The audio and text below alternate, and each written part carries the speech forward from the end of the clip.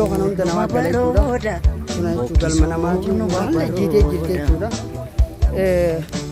Biyyarraa bahanii biyya ormaatti hafu yaa Rabbi maaf nu gootee qooda. Rakkoon kun hundi gaddee jedhee nu baasee hooda. Yaa Rabbi maaf nu gootee qooda. Gahee jedhee nu baasee hooda. Ormi biyya bahee biyya ormaa jiru Imbokisuu numa barooda. Imbokisuu numa barooda.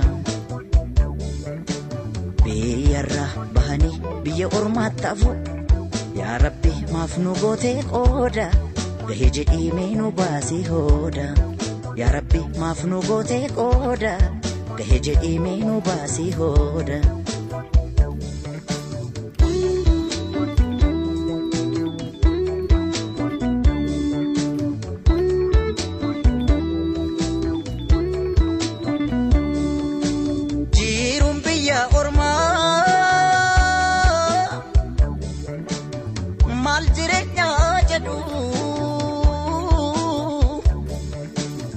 Danda'uudha malee obsuudha lachitti maal godhu. Yoom kanaan ifeete rakkoo farkaan kennuutu si baasee biyyaa. Anaanii jedhamneetiya anaa nyaatu biyya qomootiya anaanii biyya sabaatiya anaanii jedhamneetiya. Yaadadhu yaa Rabbiitiya yaadadhu yaa Gooftaatiya.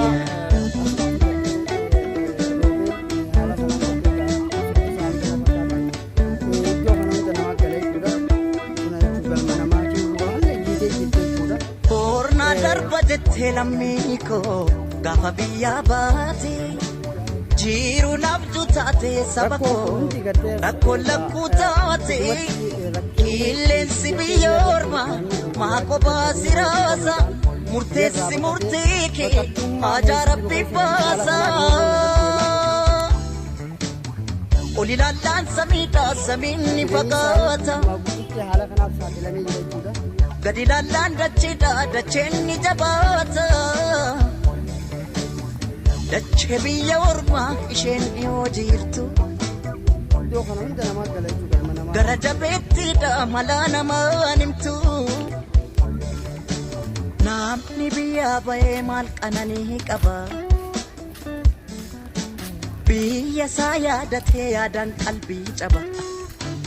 Anaanii jedhamneetiya anaa nyaatu biyya qomootiya anaanii biyya sabaatiya anaanii jedhamneetiya. Yaadadhu yaa Rabbiitiya yaadadhu yaa Gooftaatiya.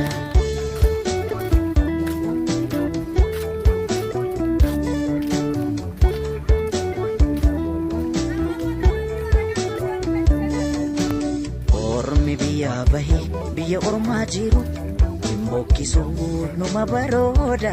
Imbokisuu numa barooda. Egaa iddoon jireenya iddoon gattee biyyarraa bahanii biyya ormaatti hafu yaa Rabbi maaf nu gootee qooda. Gahee jedhee nu baasee hooda.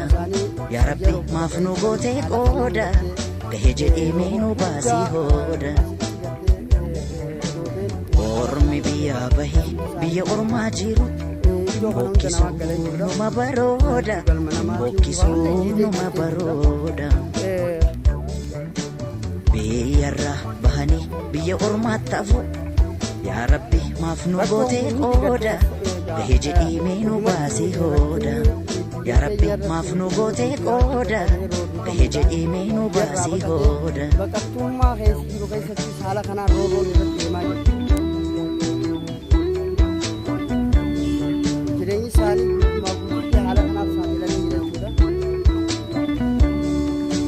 Jiruun biyya ormaa